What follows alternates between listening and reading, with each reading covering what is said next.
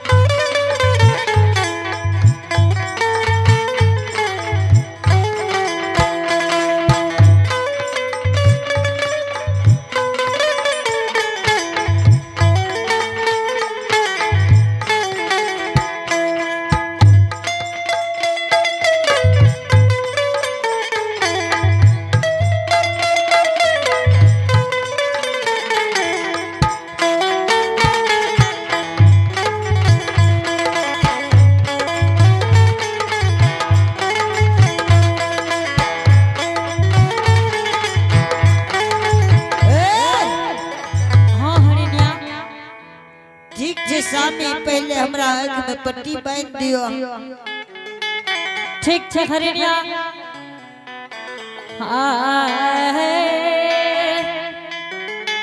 ए हो साता के कारण माहौ बाबा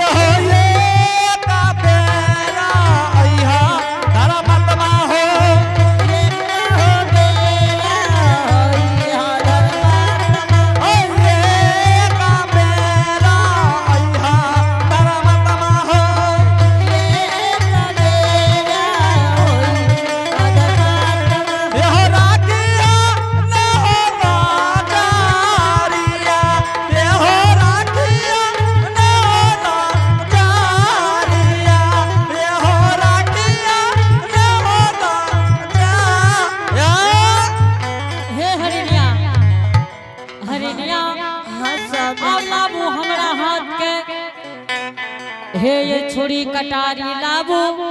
बेटा के हम वध करे छी।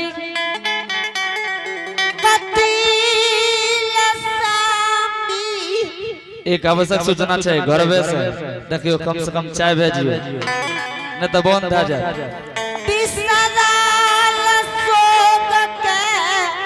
हाँ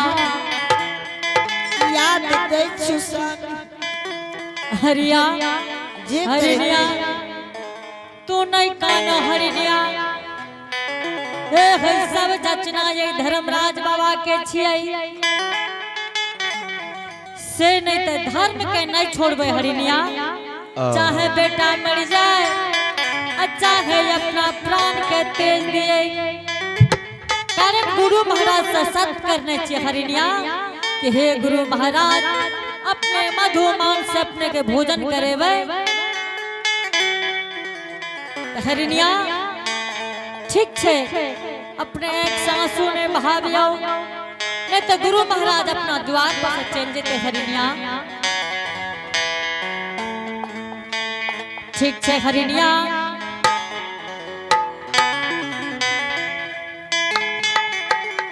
आगे साखी राई है साखी तू राही है भारत के रामा के माता दी रही है माई आगे हरिया पारसा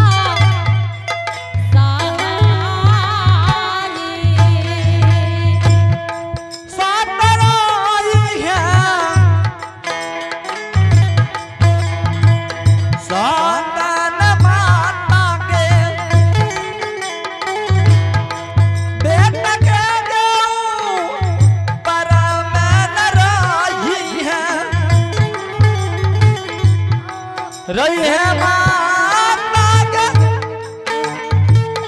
बेटा के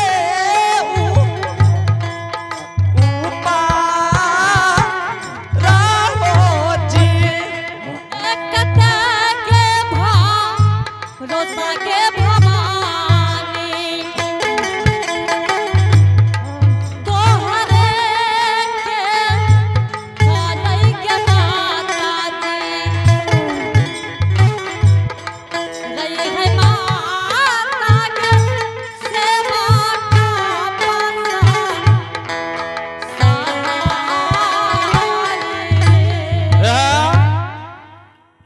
हरिनिया ठीक छे आप अपने मधुमांस बना लियो एने सुन ने हरिनिया तू नहीं कानी हो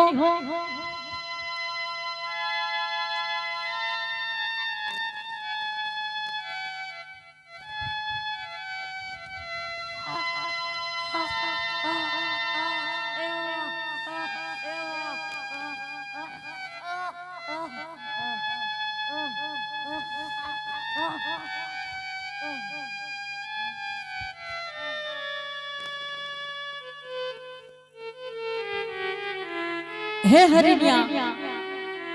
अब तो बेटा का वध कर दिलिए हरिनिया से नतिया मधुमांस बना कर गुरु महाराज के भोजन करा दियो जल्दी से बर्तन लाबू हरिनिया जल्दी से बनाबू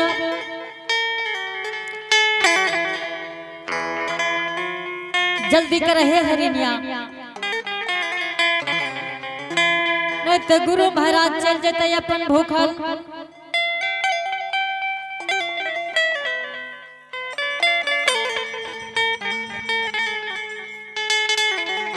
भगवान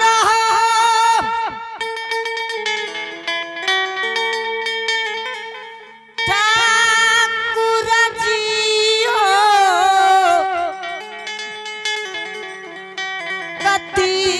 ले जन्म दिलहो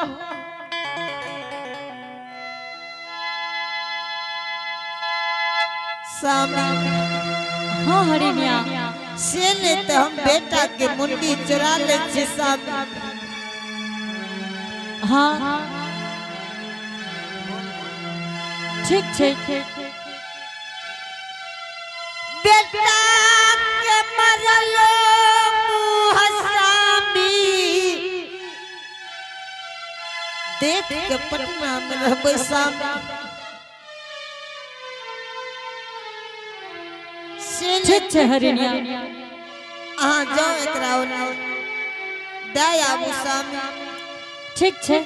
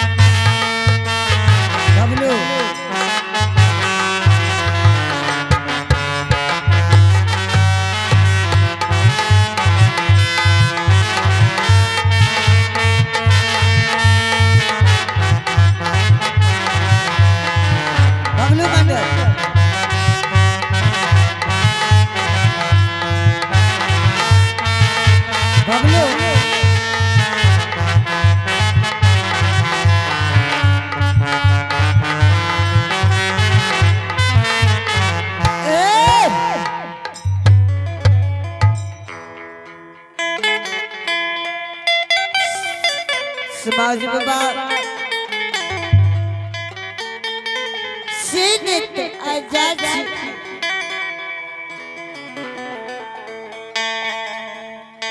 सामी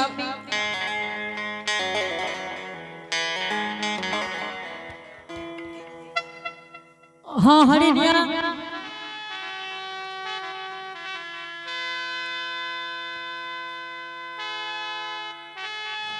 गृह पर से आग्रह छै एक डेगची आ 3टा ईटा लाइव के दियो ने खाना बनेते सामी हाँ हरिनिया विप्र बाबा ओने छे सामी ता तक हम मांस के सिझा दे छी हाँ जल्दी करा हरिनिया